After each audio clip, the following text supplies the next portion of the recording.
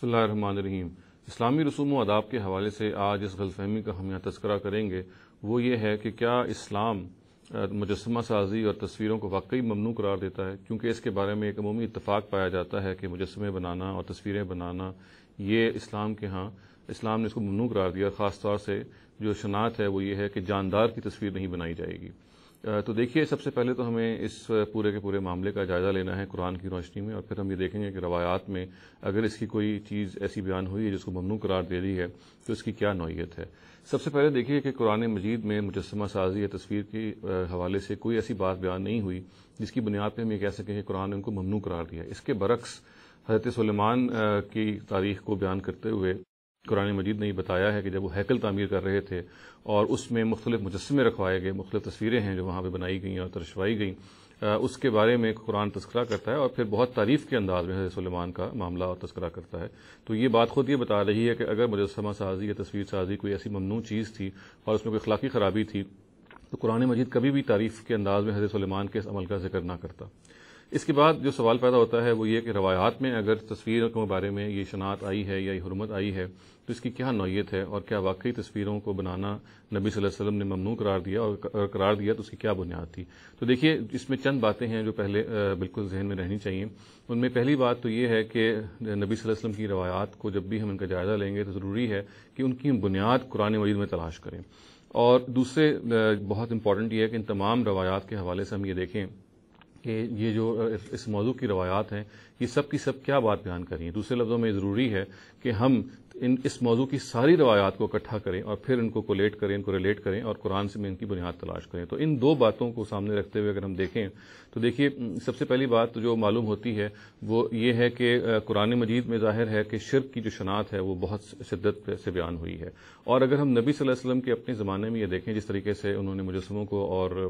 تصویروں کو ممنوع قرار دیا، تو وہاں جو عقیدہ پایا جاتا تھا وہ یہ تھا کہ بعض تصویریں اور بعض مجسمے ان کو عرب زندہ سمجھتے تھے اور ان کو اپنی باقاعدہ دیوی اور دیوتا سمجھتے تھے، اور ان سے وہ اپنی گزارشات کرتے تھے، دعائیں مانگتے تھے، حلوے مانڈے پیش کرتے تھے ان کو زندہ سمجھتے ہوئے۔ تو دیکھیے، نبی صلی اللہ علیہ وسلم کی اپنی روایات میں بھی اگر ہم ان کا جائزہ لیں، جیسا کہ میں نے عرض کیا کہ ضروری ہے کہ تمام روایات کو کولیٹ کیا جائے اور جمع کیا جائے، تو اس میں بھی جو الفاظ آتے ہیں وہ حاضح الصور یا تلک الصور کے الفاظ آتے ہیں، جس کا مطلب ہے اس طرح کی صورتیں، اس طرح کی مورتیاں۔ گویا کہ یہ الفاظ یہ بتا رہے ہیں کہ خاص طرح کی صورتیں، خاص طرح کی تصویریں، خاص طرح کی مورتیاں ہیں جو نبی صلی اللہ علیہ وسلم مراد لے رہے ہیں۔ علی الاطلاق وہ بس بات کو نہیں کہہ رہے۔ اور اگر ہم یہ بھی بات ذہن میں رکھیں کہ جیسے کہ میں نے عرض کیا کہ عربوں کے ہاں مجسمہ سازی اور تصویروں کے ہاں کے پوجنے کا رواج بہت پایا جاتا تھا، وہ ان کو زندہ سمجھ کے پوجتے تھے، تو بات بالکل آسانی سے سمجھ میں آ جاتی ہے کہ دراصل تصویروں کی جو ممانعت ہے جو روایات میں بیان ہوئی ہے اور نبی صلی اللہ علیہ وسلم کے حوالے سے بیان ہوئی ہے وہ اسی پہلو سے بیان ہوئی ہے کہ بہت ساری تصویریں وہ تھیں جو پوجی جاتی تھیں، اور چونکہ شرک ایک بنیادی چیز ہے جس کو قرآن نے ممنوع قرار دیا، اور ظاہر ہے کہ ان روایات کی اگر آپ اساس تلاش کریں، ان کو ریلیٹ کریں، تو یہ بات بالکل واضح کے سامنے آ جاتا ہے کہ ان کو نبی صلی اللہ علیہ وسلم نے شرک ہی کی بنیاد پہ ممنوع قرار دیا۔ یعنی وہ تصویریں عرب میں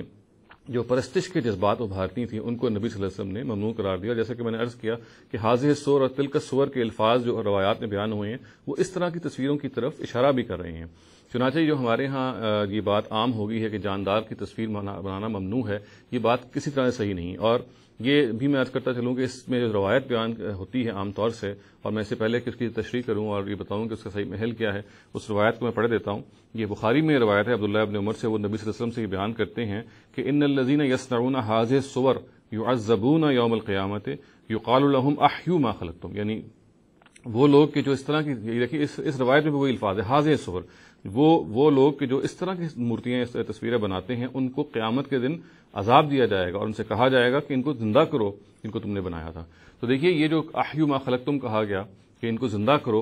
جن کو تم نے بنایا تھا، اس سے لوگوں نے یہ مطلب نکال لیا کہ گویا کہ جاندار کی تصویر بنانا ممنوع ہے، حالانکہ بات بالکل اس سے مختلف ہے۔ یہاں پہ جو بات سمجھنے کی ہے وہ یہ ہے کہ عرب چونکہ ان مورتیوں کو، ان تصویروں کو جب بناتے تھے ان کو زندہ سمجھتے ہوئے بناتے تھے، ان کو دیوی اور دیوتا سمجھتے ہوئے ان سے معاملہ کرتے تھے، تو یہ کہا گیا کہ یہ جو اس طرح کی تصویریں بنائیں گے وہ لوگ، ان کو قیامت کے دن یہ کہا جائے گا کہ ان کے اندر جان ڈالو۔ گویا کہ یہ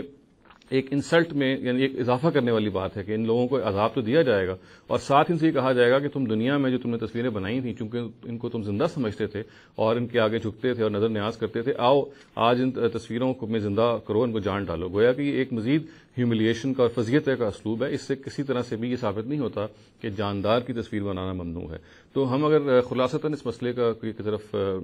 کو دیکھیں تو یہ بات سامنے آتی ہے کہ دراصل ان تصویروں کو ممنوع قرار دیا گیا جو پرستش کے جذبات ابھارتی تھی، اور ظاہر ہے کہ چونکہ پرستش کے جذبات کسی بھی تصویر سے اگر ابھارے جائیں اس کو ہر حال میں شرک کی بنیاد پہ ممنوع قرار دیا جانا چاہیے۔ چنانچہ آج بھی اگر کوئی ایسی تصویر یا مورتی ہے کہ جس کے نتیجے میں یہ سوال پیدا ہو سکتا ہے کہ اس کو پوجا نہ جانے لگ پڑے، اس کو بھی ہم ممنوع قرار دیں گے، مگر یہ ممنوع ہونا علی الاطلاق نہیں ہے۔ چنانچہ ہماری فیملی کی تصویریں، ہمارے جاننے والوں کی تصویریں، ہمارے ریلیٹیوز کی تصویریں، اس میں علی الاطلاق کوئی بھی چیز ممنوع نہیں ہے،